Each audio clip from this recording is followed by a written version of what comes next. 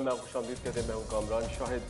इस प्रोग्राम के प्लेटफॉर्म से यूथ की आवाज़ उठाते हैं, हम उनके सवालात को आपके सामने लेके आते हैं, उनके वो खुद डिबेट में ही पार्टिसिपेट करते हैं यहाँ से। और जो पाकिस्तान में इलेक्शन जो है वो करीब आता जा रहा है, तो हमारी कोशिश रहेगी कि पाकिस्तान के वो लोग, हाँ सर वो यूथ जिन्होंने आज तक कभी वोटिंग प्रोसेस में या तो इस वजह से हिस्सा नहीं लिया कि उनकी उम्रें वोट डालने की नहीं थी लास्ट इलेक्शन में, या वो अगर उनकी उम्र थी तो इसलिए वोटिंग में हिस्सा नहीं लिया प्रोसेस में या इलेक्शंस के पाकिस्तान में कि उन्होंने इम्पोर्टेंस नहीं समझी अपने वोट की, या लीडरशिप को उन्होंने इतना सीरियसली नहीं लिया।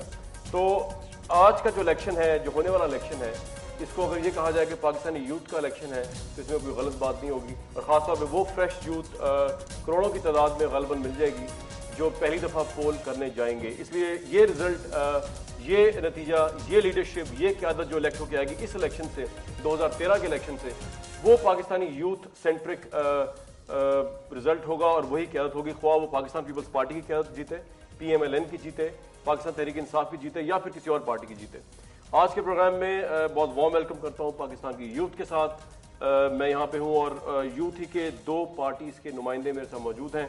मेरे दाएं तरफ PMLN का पैनल बैठा हुआ है और मेरे बाएं तरफ पाकिस्तान तहरीक इंसाफ का पैनल बैठा हुआ है। अगर मैं तारुफ करा दूं, पहले मतीन सलाहुद्दीन साहब हैं, PMLN को रिप्रेजेंट कर रहे हैं, इनके लिए प्लीज वार्म वेलकम।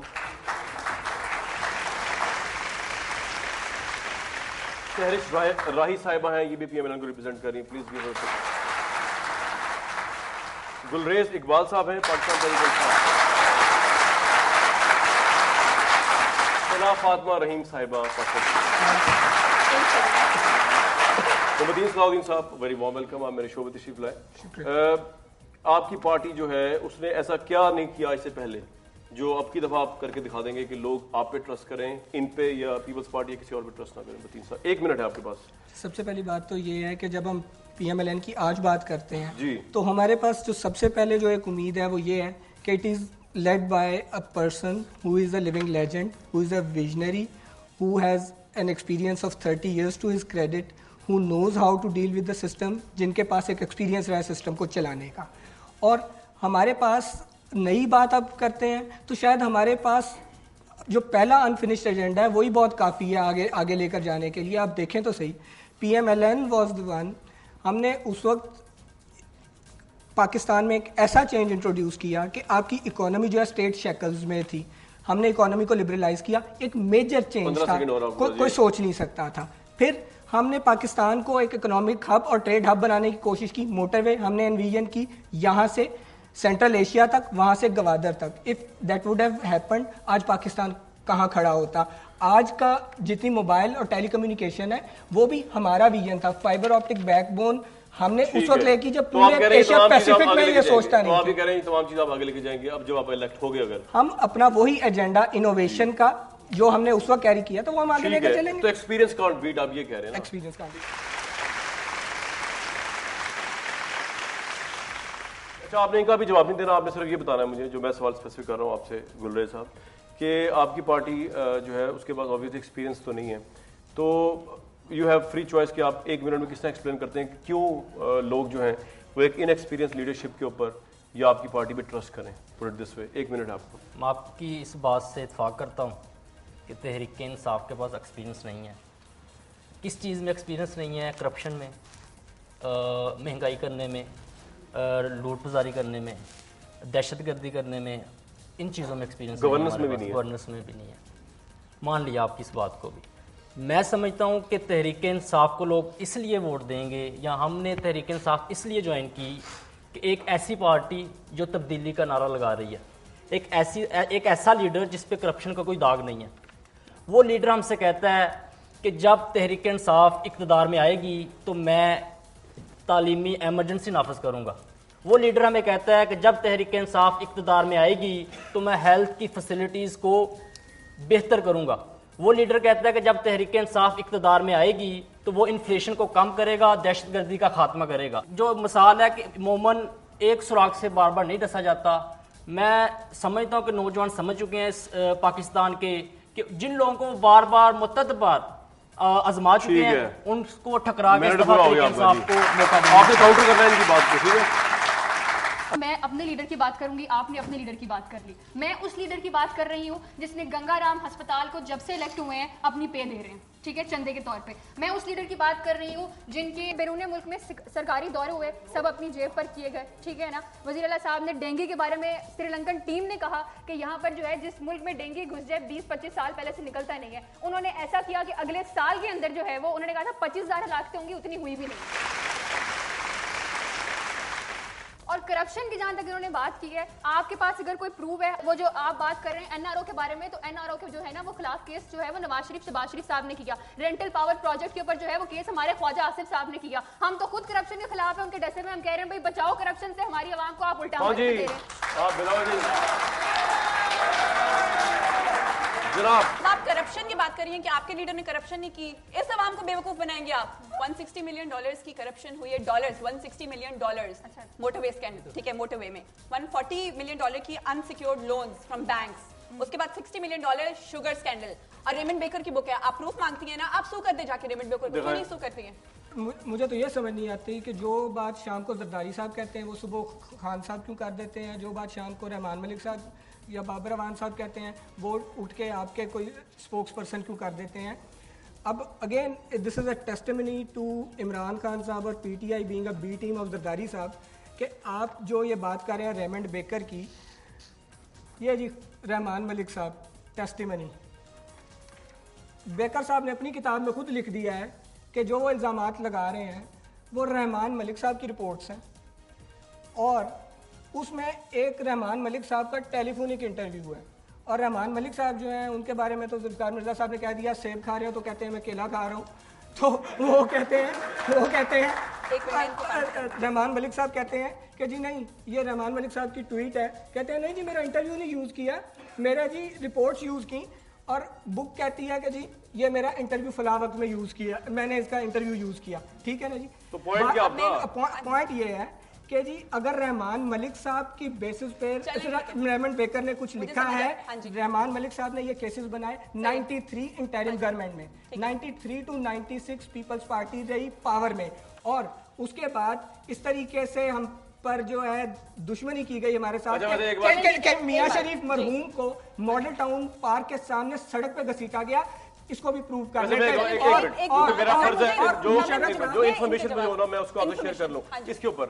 ये इनको कोई डिफेंड नहीं कर रहा, लेकिन कोई मेरा इन्फॉर्मेशन है तो इससे आपसे डिस्कस कर रहा हूँ कि जो जिस किताब का आपने हवाला दिया रेमंड बेकर की किताब जो उसके अंदर जो उन्होंने सोर्सेज कोट किए फ्राइडे टाइम्स के भी शामिल है जिसके अंदर, और नजर सेठी साहब ने एडमिट किया इसके ऊपर। मियां साहब में कोई करप्शन का एलिमेंट होता ना तो मुशर्रफ साहब जो जान का दुश्मन था, जिन्होंने सेशन कोर्ट से उनको मौत की सजा सुनवा दी थी, वो फिर हेलीकॉप्टर केस या त्यारा हाईजैकिंग केस ना बना। ठीक है जी। अब मैं आऊं, आपने कभी बुक खोल के देखी है? आपकी गवर्नमेंट ने तो यहाँ पे पाकिस्तान में बुक ही बैन करा दी है, तो आप क्या उसके अंदर और भी सोचे? एक सेकंड अभी मैं बोल रही हूं, स्क्रीनशॉट लिया ठीक है, हाथ से स्क्रीनशॉट लिया, ठीक है, बोलने देना यार, इनको बोलने देना, ओवरलैप ना करें। उसके बाद गल्फ टाइम्स, हिंदू न्यूज़पेपर और टिम और स्टीव लिवाइन, इन पांचों के भी कोट्स हैं। ये सारे एंटी पाकिस्तान लोग क्यों मियां खान साहब को सपोर्ट कर रहे हैं, मियां साहब के खिलाफ लिखते हैं? अच्छा, तो एंटी पाकिस्तान हिंदू बिल्कुल आपने लहजा जवाब दे दिया कि एंटी पाकिस्तान। अब सारे पढ़े लिखे नौजवान बैठे हो, मुझे बताएं कि क्या जरदारी के साथ पंजाब गवर्नमेंट में सारे 3 साल इमरान खान बैठा हुआ था? क्या जरदारी के साथ मेरी बात सुन लेना एक मिनट, जरदारी साहब इतने बुरे आदमी भी नहीं भाई आपको। जनाब वो भी टीम है या हम भी टीम? एक सेकंड, प्रूव कर रही है जरदारी साहब इतने बुरे आदमी मेरे साथ उनके जम रहे बैठने के तो क्या है? देखिए जी, देखिए जी, हम किस चीज जरदारी भी इंसान है, पीपल्स पार्टी वाले इधर मौजूद नहीं है। जरदारी भी इंसान अच्छा आदमी भाई, कोई ऐसी क्या बात है? बैठ के तो क्या कहते, बैठ के हम क्या है? तो ठीक है, अच्छी बात क्या है, क्या है इसमें? वो बैठ गए ना, अच्छी बात दे रहे हैं। इससे बहुत बेहतर तस्वीरें हमारे पास हमारे पास खान साहब की बड़े मियां साहब के साथ है, बड़े मियां साहब। पानी पिला यार, कोई मेरा कान तुम्हारे साथ ही मेरे भाई। एक मेरी बात सुन ले, अपना हाँ जी, चीफ ने चिल्लाने से ना सच झूठ जो है ना वो सच नहीं होता। इनकी बात हो रही है, पूरी बात हो रही ठीक है, इन्हीं के शो में गवाह बैठे हैं आपके साथ। इमरान खान साहब की तस्वीर लेकर आई थी और मैंने कहा कि ये देखें इनके यू टर्न्स, पहले मुशर्रफ के साथ, फिर उसके बात जरदारी साहब के साथ, तो यहाँ बैठे थे इनिशियल बंदे ने कहा सलाम ले रहे हैं और तो कुछ नहीं किया।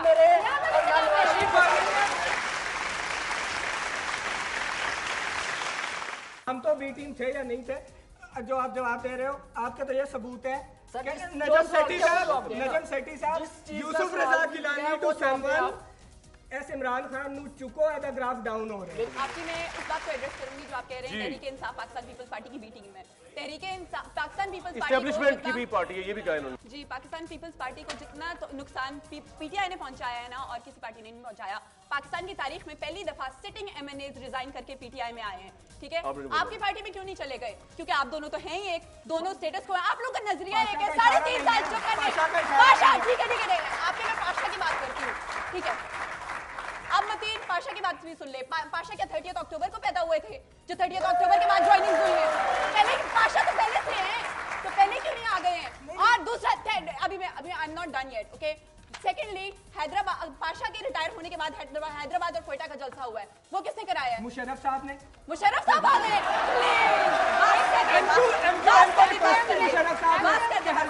आपकी पार्टी पैदाइश किसी जनरल के थ्रू हुई है, तो आपको लगता है हर पार्टी शायद ऐसे आती है? PML क्रिएट हुई है 1993 में एंड इट वाज एन ऐलान के इस मुल्क में एस्टैब्लिशमेंट की सियासत नहीं चलेगी। आपके लीडर जो है, अच्छा मेरा एक आखिरी हाशमी साहब, आखिरी सवाल जिलानी के पास जावेद हाशमी लेकर आए थे, तो आज आप उन्हें एस्टैब्लिशमेंट का मोहरा क्यों कहते हैं? आज आप उन्हें एक मिनट ठहर जाएं। अब आखिरी सवाल फिर उनसे सवाल लूंगा मैं। पहला सवाल तो मेरा आपसे, कितना % चांस लगता है आपको अब जो मौजूदा सिचुएशन रियलिस्टिकली स्पीकिंग कि तहरीक इंसाफ जो है वो इमर्ज की है एक इम्पॉर्टेंट पार्टी के तौर पे पंजाब में और खैबर पख्तूनख्वा में? तो चलो मैं पंजाब की बात करता हूँ पहले आपसे, आप यहाँ से बिलोंग करते हैं। आपके ख्याल में कितना डैमेज हो सकता है नेक्स्ट इलेक्शंस में? सेल्फ असेसमेंट फेयर बेसिस पे आप दोनों की, बस 10 सेकंड में, कि कितना डैमेज करेंगे आपको या नहीं करेंगे आपके ख्याल में? उसके लिए मैं सिर्फ एक ऐसी आपने नहीं बोलना बिल्कुल ठीक है। एक ऐसी एग्जांपल देता हूँ जिसके लिए हम रिक्वेस्ट करते हैं अपने पीटीआई वालों से भी कि जी मुल्क की सोचा करें।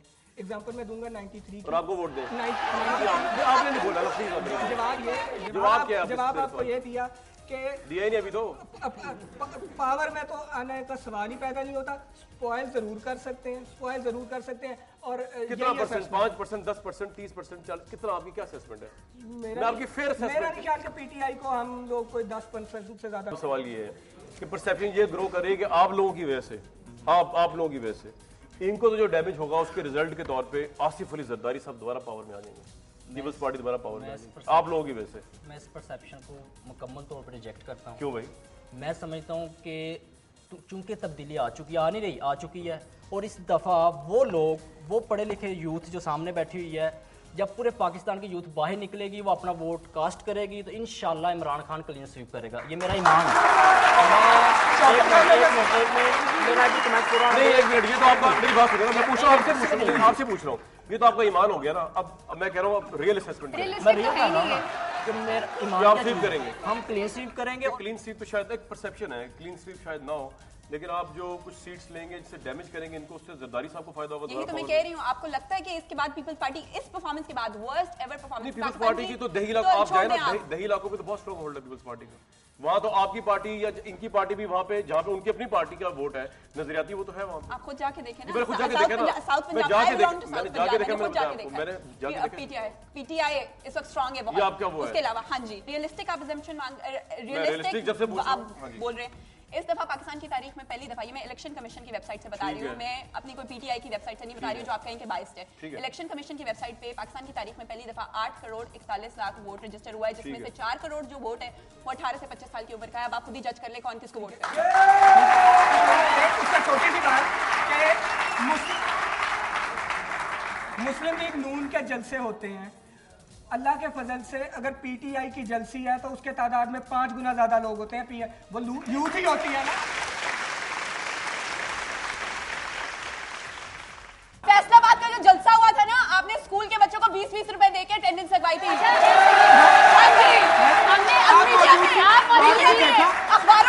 अखबारों में खूबसूरती चाहते मीडिया में आपने करना से भाई बाकी है कि यहाँ पे तो बात खत्म हो जाती है। मसूद शरीफ खट्टक साहब बड़े रीजनेबल आदमी है, इनके मरकजी ओहदेदार हैं। उन्होंने खुद लिखा जून 2011 में कि बड़े मियाँ साहब मियाँ Nawaz Sharif is the only person on the political canvas who has the ability to get elected through ballot and who can solve the crisis Pakistan is going through. अब सवाल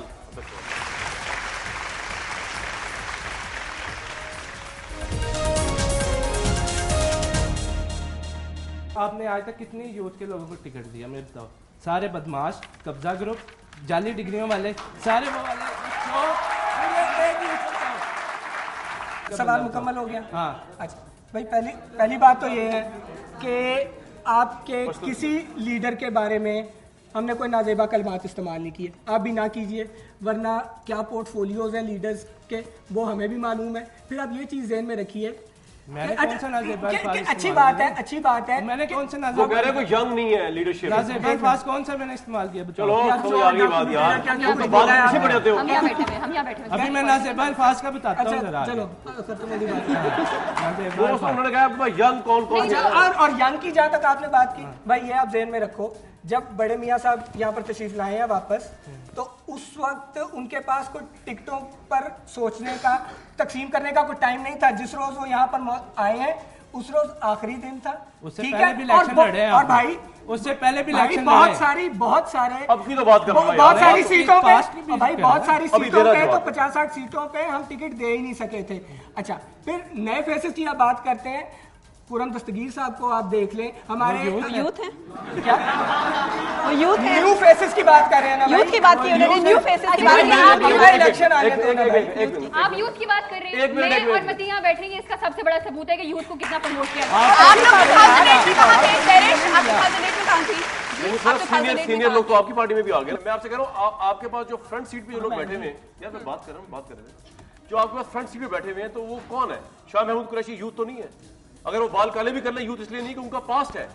जावेद हाशमी साहब यूथ नहीं, अच्छे लोग हैं, मैं ये नहीं कह रहा बुरे लोग हैं, लेकिन यूथ तो 100% किसी के पास भी नहीं है जो अहम ओहदों पे आगे बैठे हो, किसी भी पार्टी के पास। चले मैं आपको बताती इनसे हूँ। रिस्पेक्ट कर रहे हैं, एक सवाल है मेरा। हाँ जी, सही है, ठीक है। इसके बारे में आपको सिर्फ ये कहूंगी, हमारे पार्टी इलेक्शन सही हुए, हमने अभी टिकट्स किसी को दी ही नहीं है। हमारी पॉलिटिकल पार्टी है, जो भी आए ज्वाइन करे, लेकिन वो हमारे नजरिए पे रहेगा तो पार्टी में रहेगा, नहीं तो छोड़ जाएगा। जिस तरह इन्होंने कल शाहिद भिंडर को ट्रॉफी की तरह पेश किया है, इस तरह। और एक minute Sherish, I am not done yet.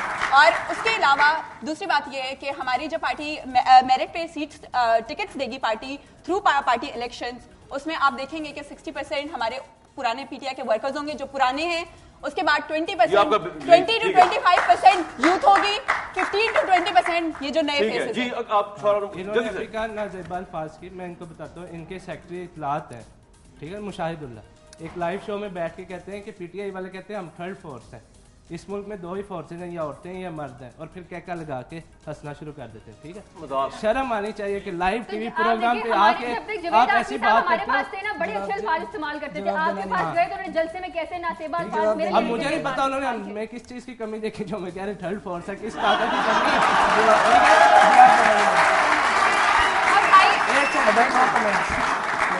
ये मैं ताकत जो आप कमी कह रहे हो, इसका जवाब तो हकीम मुशाहिदुल्लाह ही दे सकते हैं। मेरे आप पास जाने और वो जाने, इनको भी घसीट रहे हमें बीच में। मेरे पास भी है इसका जवाब कि 20 साल से लेके 35 साल की जो यूथ है ना, वो पीटीआई में इस उम्र में खून जोश भी मारता है और ताकत भी पूरी होती है। बस और एक और चीज, बस इससे आगे क्या कहोगे यार? सिर्फ एक चीज, ये जो कहते हैं कि ये दरमियान में है, आप कभी जरदारी के साथ बैठ जाते हैं, कभी उसके साथ खत्म कर देते हैं, ना उधर के दरमियान में। आपके अलावा कभी PTI एक का कोई डिक्टेटर नहीं है अच्छा जो हो आपसे जाता सवाल है, करेगा। कभी एक डिक्टेटर अच्छा हो चलो जाता है। यार बस ये बंदा बोली जा रहा है। दरमियान वाली बात आप इनका तो जवाब देते और भी आएंगे। हम दे चुके हैं आप जवाब। नहीं आपने जवाब नहीं दिया। नरेश, आपने जवाब नहीं दिया। ऐसी मोराल नहीं आपने बात नहीं मौका देना की। बोलने का, बात अब नहीं इनको घुमाई जवाब आपने। देना मौका देना। मैं बोल रहा हूँ, ये बोल रही, आप बोल रहे हाँ, हैं, एग्जैक्टली। फिर अनफेयर हो जाएगा ना। ये इनका जवाब देने देना। सवाल हो गया आपका, आपने कहा जी आपका खून में बहुत जोश है, ठीक है, यही कहा ना आपने, अच्छी बात है, वेल डन। हाँ जी, जवाब दें। क्या जवाब दूंगी? पहले तो ये कि मुझे ये नहीं समझ में आई कि इनका सवाल क्या सवाल था। क्या था?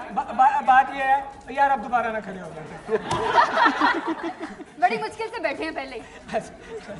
अब बात ये है कि अगर यूथ की अगर आप बात कर रहे हो भाई, मैं भी क्लास 1-2 में था जब से आई मेड श्योर कि मियाँ साहब का कहीं भी जलसा हो मैं अटेंड करूँ, ठीक है। और मेरे साथ भी मेरे जो दोस्त होते थे वो मेरे साथ होते थे। और उस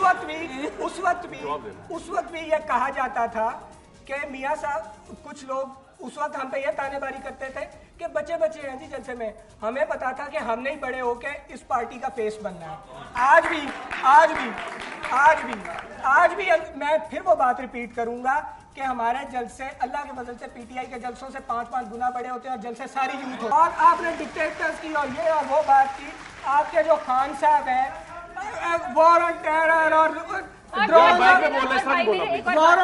और ड्रोन्स और पता नहीं क्या क्या लिए फिरते हैं बैगेज अपने साथ। ये वो खान साहब हैं कि मुशर्रफ साहब की पॉलिसियां चलाने वाले सारे फॉरेन मिनिस्टर्स, अब्दुल सत्तार, शाह महमूद कुरैशी, खुर्शीद कसूरी, सारे खान साहब ने अपनी झोली में रखे हुए हैं। और मजे की बात यह है कि नेटो सप्लाई रोकने को धरना सैटरडे और संडे को देते हैं जिस रोज नेटो सप्लाई ऑफ होता है। जैसे ये कि लाल मस्जिद का जो ऑपरेशन हुआ, उसके बाद अकबर बुगटी का मर्डर, उसके बाद ड्रोन हमलों की जो इजाज़त दी कसूरी साहब ने, आपके लीडर ने उनको अपोज किया इन तमाम चीज़ों को। उनका सुनामी जो है वो इन तमाम लोगों के खिलाफ है। मगर बदकिस्मती तो ये है कि ये तमाम लोग आप लोगों की पार्टी में और आप लोगों के साथ हैं। तो मुझे आपसे ये पूछना है कि इमरान खान जो है वो इन चीज़ों को इनके खिलाफ आने का ढोंग कर रहे हैं या फिर वही तमाम लोग उनके साथ आप इनकलाब लाने की बातें कर रहे हैं, तो इनमें कौल और तज़ाद क्यों है आपके लीडर की बात में?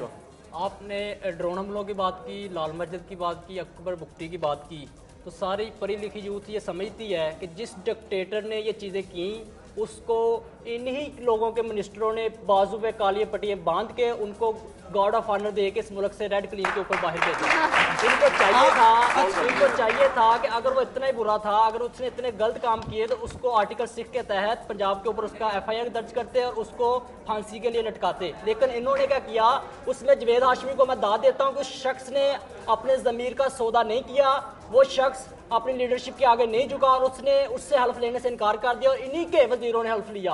और रही बात लाल मस्जिद ड्रोन की, हमारी पॉलिसी बिल्कुल वाज़ेह है कि तहरीक इंसाफ जब इक़्तिदार में आएगी तो इंशाअल्लाह ड्रोन हमलों को रोकेंगे, इंशाअल्लाह अकबर बुगटी के कैसे रोकेंगे?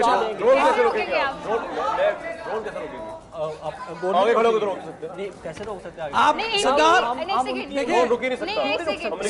सरदार आसिफ अली जो HEC को तोड़ने की घिनौनी साजिश की जिन्होंने, वो आपके साथ हैं। कसूरी जिन्होंने इजाजत दी ड्रोन हमलों की, उन्होंने ऑन मीडिया ये एडमिट किया कि जी बिल्कुल मेरे से ये गलती हुई, वो आपके साथ हैं। आप कह रहे हैं कि ड्रोन हमलों को रोकेंगे, आप लोगों ने इसको फरोग दिया।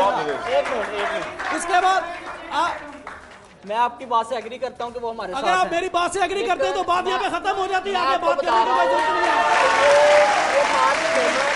अगर आप ये बात मानते हैं कि ड्रोन हमलों को इजाजत देने वाले आपके साथ हैं, तो ये बात यहाँ पे अच्छा मेरी बात सुनो, एक मेरी बात सुनो, जवाब दें। ये जो सवाल उठाया जाता है ना, इनसे भी मैं कहूँगा ये उसका जवाब उसके मेरिट पे दे, ना कि उसका ऑपोजिट मेरिट पे दे।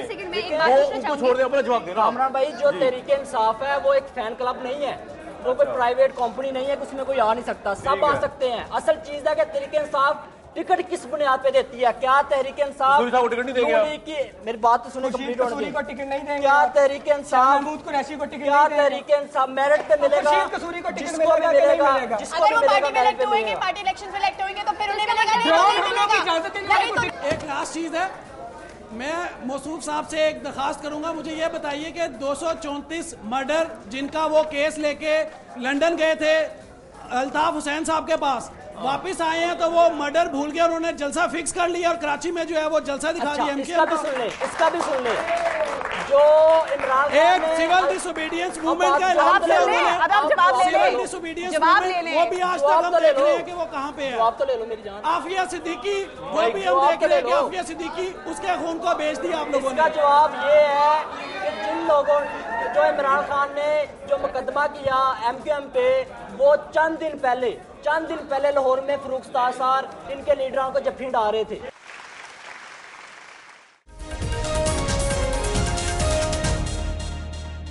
मेरा PMLN की यूथ से क्वेश्चन है, पहले मैं अपनी बहन से पूछना चाहता हूँ, इनको लैपटॉप मिला? बिल्कुल। अच्छा मेरिट पे, किस बेस पे? मेरिट पे। अच्छा पढ़ती हैं? जी बिल्कुल। जी कहाँ? एक मिनट, बीएस की स्टूडेंट हूँ। मेरी बहन इधर मेरी तरफ, कॉलेज बराए खवातीन आके चेक कर लीजिएगा। साथ में जॉब भी करती हैं? मैं जो भी करती हूँ भाई, आपका हेडेक नहीं है।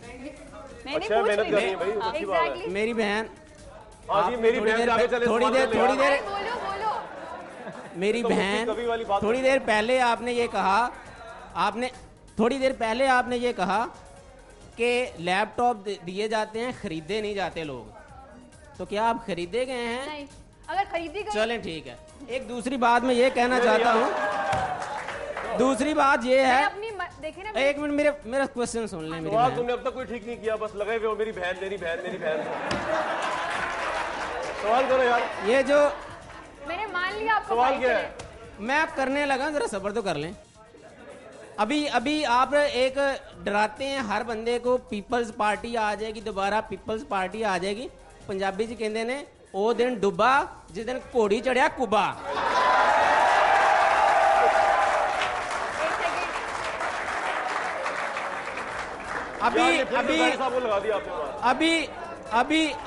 अभी मेरे एक मिनट मेरा ताल्लुक आईएसएफ से है, तहरीक इंसाफ से है। आगे मेरा क्वेश्चन सुन लें। मेरे भाई ने अभी रैपिड ट्रांजिट सिस्टम बसेस का जिक्र किया। ये मियां साहब लेके हैं तुर्की से। तुर्की की मुशत देखें कहाँ पे है। वहां पे अमीरों के चोंचले होते हैं, जो अमीर होते हैं ना वो खेलते हैं, गोल्फ खेलते हैं। इस तरह अमीर मुल्कों के चोंचले होते हैं, वो इस तरह के काम करते हैं। रैपिड ट्रांजिट सिस्टम बना लिया। आप अपनी मुशत देखें और उनको देखें। यार सवाल क्या है? कहते ने इनू पंजाबी च कहते ने डिंगियां लत्तां ते पुलिस मुकाबले।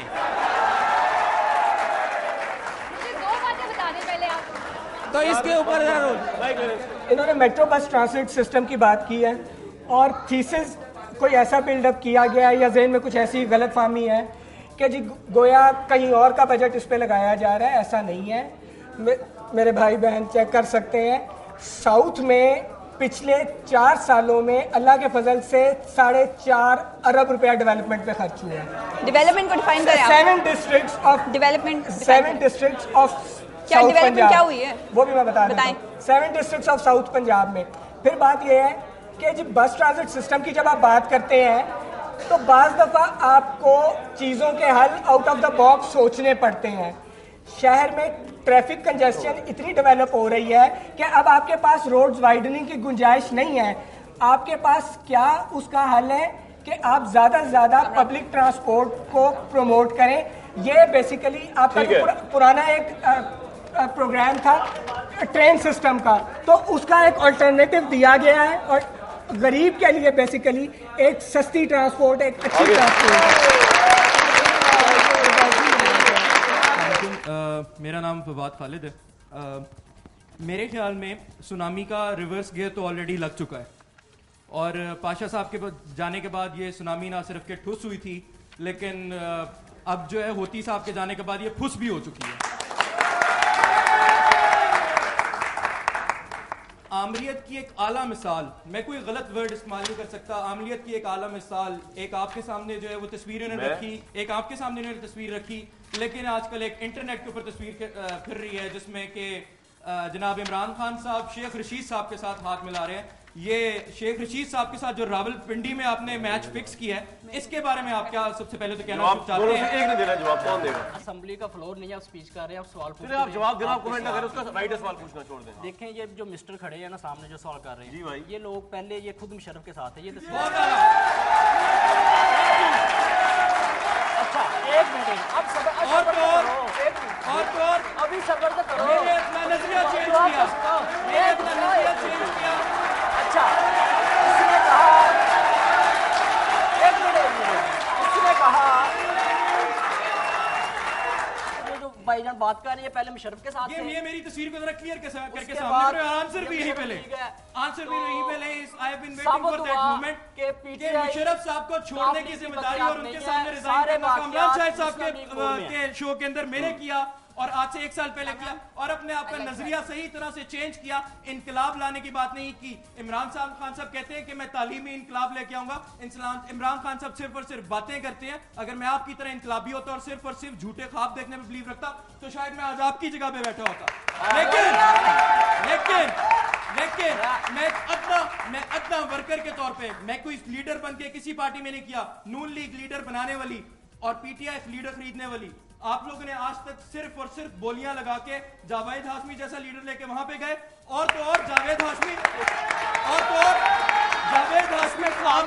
आपकी जमात में गए। जावेद हाशमी भी आपकी तरह बदकलामी करने लग गए। क्यों सिर्फ आप ही जमात में बदकलामी होती है?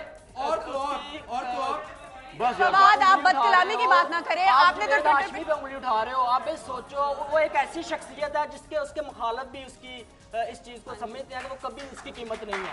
एक ऐसा शख्स जिसको डिक्टेटर भी नहीं खरीद सका, एक ऐसा शख्स जिसने 5 साल अपनी जेल में गुजार दिए, सऊदीया चले गए, उस शख्स पे ये बंदा इल्जाम लगा रहा है कि उसको हमने खरीद लिया। जावेद हाशमी के बारे में जो लोग जानते हैं, मैं अपने ईमान से कहता हूँ कि उस शख्स की कोई कीमत नहीं है, कोई कीमत नहीं है। इमरान खान की अपनी पार्टी में क्या क्रेडिबिलिटी है? जावेद हाशमी की कोई कीमत नहीं है। खड़े हो जाना यार, खड़े हो जाना। कि कल के अखबारात में पूरे पाकिस्तान के ये लिखा कि आपके जो साबिक फेडरल मिनिस्टर जो रहे हैं पाकिस्तान के, शाहिद अकरम भिंडर, उन्होंने तहरीक इंसाफ को छोड़ा। पीटीआई गुजरांवाला के जो आपके प्रेसिडेंट थे वलीद अकरम भिंडर, उन्होंने छोड़ा। हाजा मोहम्मद खान खोती जो उन्होंने छोड़ा। अगर आप इतना ही मेरिट पे जा रहे हैं तो लोग आपको छोड़कर क्यों जा रहे हैं? आप भिंडर की बात करें ना, आपको भिंडर पे एतराज है। पीएमएलएन ही थी जब भिंडर ने पीएमएलक्यू से पीटीआई ज्वाइन की थी, तो पीएमएलएन ही थी जो हर वक्त मीडिया पे चीखती रहती थी कि देखिए जी, लॉयर्स मूवमेंट में जिसने नेगेटिव रोल प्ले किया, जिसने लाल मस्जिद में रोल प्ले किया, वो आ गया पीटीआई में। तो आज आपने उसे शायद भिंडर ट्रॉफी के तौर पे क्यों पेश किया? सेकेंडली, मैं इसमें ये बात ऐड करना चाहूँगी कि भिंडर और होती जो कल पीटीआई छोड़ के गए हैं, वो सिर्फ इस वजह से छोड़ के गए हैं क्योंकि पार्टी ने उन्हें टिकट प्रॉमिस नहीं की थी, अनलेस वो पार्टी इलेक्शंस जीतना चाहे। उन्हें जहाँ मफाद नजर आना था उन्होंने वहीं जाना। आप दूसरे लोगों पर इल्जाम लगाते हैं कि जी फलां कब्जा ग्रुप है, फलां वो ही है। मैं नहीं कहता हाली। आप यहाँ से एक बात करें, आपके यहाँ पे एक मंशा संधू साहब रहते हैं, वो कितने बड़े कब्जा ग्रुप हैं, प्रोफेशनल कब्जा ग्रुप, ठीक है जी। उसके बाद आप आगे चलें। कुछ दिन पहले पाकिस्तान के तमाम अखबारात में आपके एक साबिक सदर पाकिस्तान तहरीक इंसाफ पंजाब, जो कि इमरान खान साहब के कजन भी हैं, उन्होंने बिल्कुल क्लियर ये स्टेटमेंट दी है कि पार्टी के ऊपर पैसे वाले लोगों ने कब्जा कर लिया और मैं पुराने कारकुनान को उनका हक दिला कर रहूंगा। आप किस मेरिट और तब्दीली? आपने यूथ को किन्ने किन्ने जाना बिल्लो के घर पकड़ा दिया, वे अखलाकियात क्या सिखाएंगे? मुझे ये बताएं ना, क्या डिलीवर क्या करेंगे आप? डिलीवर क्या करेंगे आप? हम गवर्नमेंट में हैं जो हम डिलीवर करें। हम किसको अकाउंटेबल है? आप लोग अकाउंटेबल है इस वक्त 18 करोड़ आवाम को, या पंजाब की आवाम को, या हम लोग हैं? पाकिस्तान पीपल पार्टी, पाकिस्तान मुस्लिम लीग काफ, आल पाकिस्तान मुस्लिम लीग और जितने बाकी फौजी डिक्टेटर हैं, ठीक है, उन सब के मिलाप से जन्म लेने वाली पार्टी पाकिस्तान तहरीके इंसाफ जनाब यार सुन तो लो। और उनका लीडर इमरान खान सरदारी, इमरान खान सरदारी, और जिस यूथ की वो बात करता है, मुझे आप ये बताएं, तब्दीली का नारा लगा रहे हैं, हमें कोई तब्दीली तो दिखाएं। मैं बताता हूँ आपको उसका, मैं उसका जवाब देता हूँ। माइक ले, पहले से मैं जवाब देता हूँ। माइक ले यार, तब्दीली आ गया आपका सवाल पूरा। अच्छा भाई, मेरा क्वेश्चन पीएमएलएन की है कि पंजाब में सेहत और कानून के बुलंदोबाला दावे ये कितने हैं? खुद खादमे अला ने, क्या उसका नाम है, उनके मुंह से पंजाब के हॉस्पिटल के जब बात निकलती है तो वो कहते हैं हमने पंजाब के हॉस्पिटल को प्राइवेट हॉस्पिटल से ज़्यादा, उनको क्या उसका नाम है स्ट्रक्चर दे दिया। उन पे गरीब बंदे को फ्री दवाई मिलती है, गरीब बंदे का इलाज फ्री होता है, ऑपरेशन फ्री होता है। मुझे एक बात बताएं कि खादमे अला क्या पंजाब के हॉस्पिटल में इलाज नहीं करवा सकते? वो लंदन और दुबई में क्यों जाते हैं? नंबर 2, उनका अपना मॉडल टाउन में प्राइवेट हॉस्पिटल है, इत्तेफाक हॉस्पिटल, क्या उसमें नहीं वो जा सकते? अगर उन्हें गवर्नमेंट इदारों में जहाँ पे बदबू नहीं खत्म होती, अदवायात की 3-3 दिन सफाइयाँ नहीं होती, वहाँ पे वो जाना पसंद नहीं करते, तो क्या इत्तेफाक हॉस्पिटल में नहीं वो जा सकते? पहले आपका दूसरे सवाल का जवाब दे दूं कि शहबाज शरीफ साहब इधर क्यों नहीं, लोकली क्यों नहीं इलाज करा रहे, बाहर क्यों नहीं जा रहे? यार, it was an unfortunate incident कि इस मुल्क पे 12 अक्टूबर 1999 को एक आफत नाजिल हुई, एक गासिब डिक्टेटर नाजिल हुआ कि जिसने इस मुल्क की चूल्हे हिला दी। वो we had to bear the brunt. Shahbaz Sharif sahab को, मियाँ साहब को जिला वतन कर दिया गया। वो लंदन में थे उस वक्त, और जाहिर है उस वक्त उन्हें शहबाज शरीफ साहब यूके शहबाज शरीफ साहब यूके थे, वहाँ पे उन्हें अर्जा जो है डायग्नोज हुआ बैकबोन का, और उसका इलाज वहाँ से शुरू हुआ। अभी भी ये होता है कि उनको इलाज के लिए वहाँ जाना पड़ता है, चूँकि वो एक कंटिन्यूएशन चल रही है, लेकिन उसकी एक एक पाई ट्रैवलिंग से लेके वहाँ बोर्डिंग तक और वहाँ इलाज तक शहबाज साहब अपनी जेब से पे करते हैं, ठीक है। और इसको मजाक नहीं कर रहा, ठीक है, ये बीमारी, ठीक है। और जो अगली बात है कि एजुकेशन और हेल्थ इंफ्रास्ट्रक्चर, तो आपको मैं ये बता दूं कि अल्लाह के फजल से इस वक्त पंजाब के हर डिस्ट्रिक्ट में डिस्ट्रिक्ट हेडक्वार्टर अस्पताल या नए बन चुके हैं या नए बन रहे हैं, ठीक है। इस वक्त भी डेरा गाजी खान, सियालकोट, गुजरावाला और रहीम यार खान नए हॉस्पिटल इस वक्त बन रहे हैं। बहावलपुर जनरल हॉस्पिटल इस वक्त कोई 510 बेड का बन रहा है, state of the art hospital बन रहा है। मुल्तान में एक किडनी सेंटर और हॉस्पिटल इस वक्त बन रहा है। स्कूल की आप बात करें, इस वक्त पंजाब एजुकेशन रोड मैप जो है वो उस पर काम हो रहा है। पिछले सिर्फ 6 माह में 43,000 स्कूलों को मिसिंग फैसिलिटीज प्रोवाइड हुई हैं। जो आपके एक एरिया में 10 स्कूल बने, 10 में से 2 तो बंद है ना। सुन लो भाई, पिछले 6 माह में प्राइमरी लेवल पे 4.5 लाख नया बच्चा इंडक्ट हुआ है।